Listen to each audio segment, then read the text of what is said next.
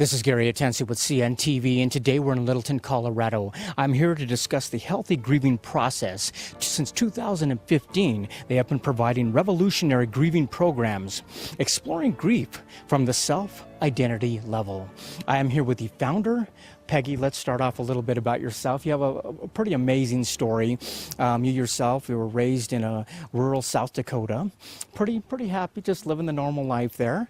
And then soon you went through some stages of self-awareness that probably took you back a little bit. Share with me how it is you've got to this point in life. Well, about 11 years ago, I met the other co-founder, David Cope, and he had just started to outgrow a chronic fatigue syndrome illness, and he used this process to outgrow that. And he was doing a lot of internal work. I thought I was not a real spiritual person at that time. I thought, well, I could probably use a little work myself. And what we did was we started on this journey together, working on ourselves. And we slowly started accumulating people. And I work with about 24 people right now. And it's amazing. Life is all about change, and loss is change. Well, let me ask you, as you're discussing change, many times we're going to go through changes our entire life. There's so much self-help and so much information out there on ways to experience life, enjoy life, yet there's very little about the loss of life or about losing anything. I mean, really, the grieving process, as you say, is one of the most misunderstood areas of our life that we go through. Is this what you hope to kind of fill in the gap for folks? Yes, it is. We came up with like 50-some different losses a person could go through in their life. And each loss has like a charge to it, Gary. And if we can bypass the mind and get to the charge, it takes all the pain out of the loss. So when you say get past that, it sounds simple enough, yet most of us who have gone through a loss would say that we experience emotional pain. Yet on the surface, it seems like because we're missing something or missing someone. Yet if we go a little bit deeper, what you're talking about is finding out that there's a lot more going on than just what seems to be happening on the surface. Yes, I was used to experiencing myself externally. I didn't really realize there was a whole internal life to me happening, and that was quite different than what the external one was. And I believe I have to make the internal healthy to have a really good external one. One of the words that you can define for people to help us understand this a little bit more is the word attachment. Tell me what that means to you. Well, attachment is any person or thing that gives me purpose and meaning, like our children, our parents, a job, money. Those are all attachments. Interesting. So these are things that we feel we need to keep our life as they are. But as you say, change comes about regardless if we like it or not. So we should be well prepared to handle that as we go on.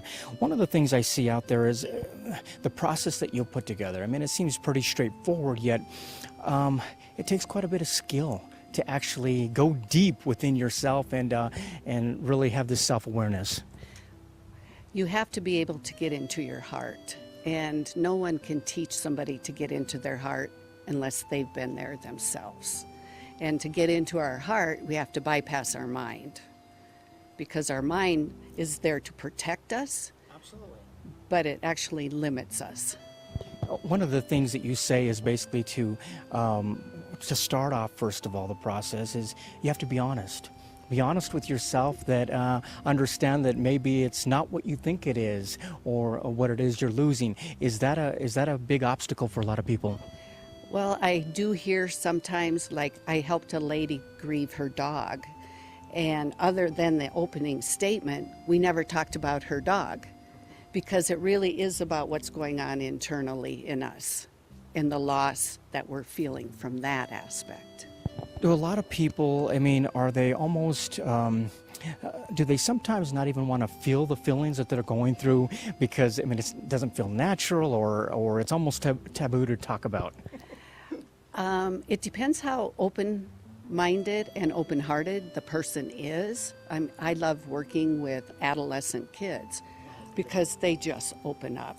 And sometimes I do run into some resistance, but I'm so used to living from my heart that it's real easy for me to get the people to come there with me. And as kids, I think we start out that way, but we soon end up somewhere totally different. I mean, it's important for people to understand that these feelings they're going through, it's not who they are. I mean, it's not what they should be going through. It's not even supportive maybe in certain instances. It's not supportive at all. You know, even something as little as not getting on a Pewee baseball team can make a mark on a child and bring out maybe they're not good enough. And once that's been triggered in somebody, they start pulling away from life and start shutting their hearts down.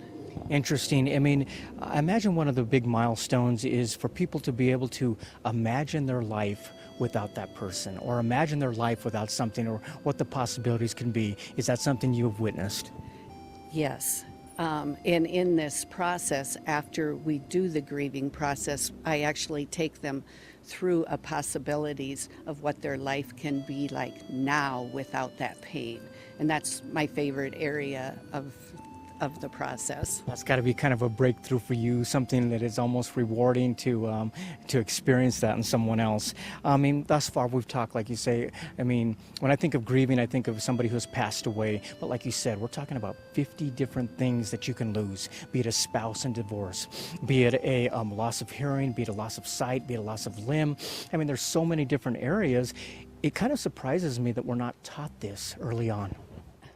I'm trying to figure out how to teach children how to feel feelings, because it is innately in us to do it. We've just never been taught how to do it.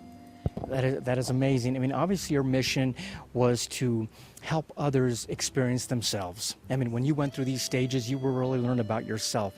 Yet, you also are helping other professionals to help other people. Has that been rewarding, providing workshops and training like that?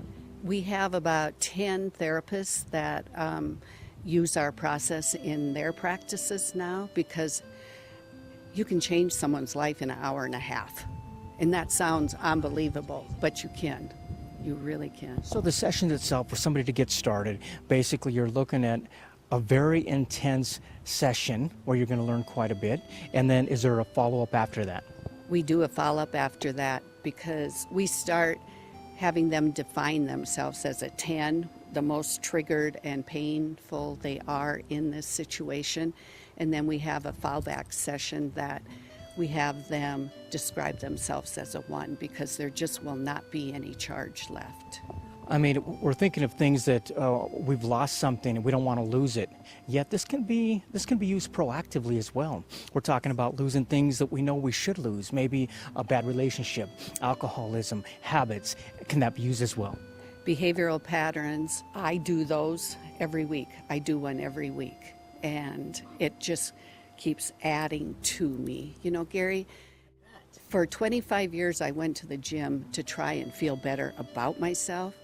Now I have so much more of myself to feel better about.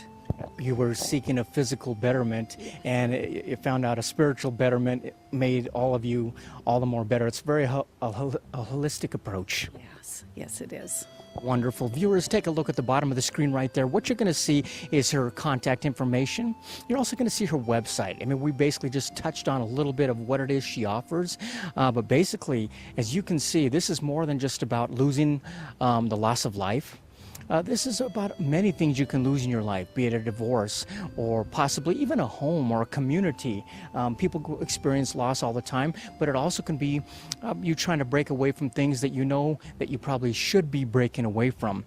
Has this continued to be very rewarding for you as you see other people go through breakthroughs that obviously you've experienced yourself?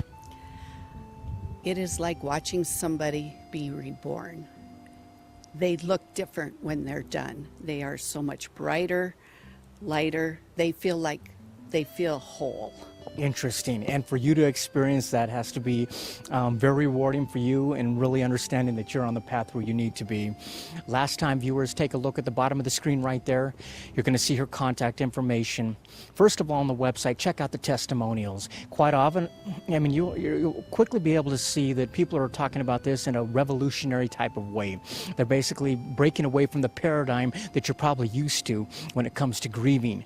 And so take a look at the testimonials. They've got a blog site right there as well, and also go step by step what the process entails.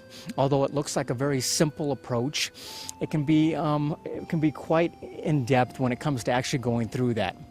Remember, this is an organization that basically began in 2015, helping you through the healthy grieving process.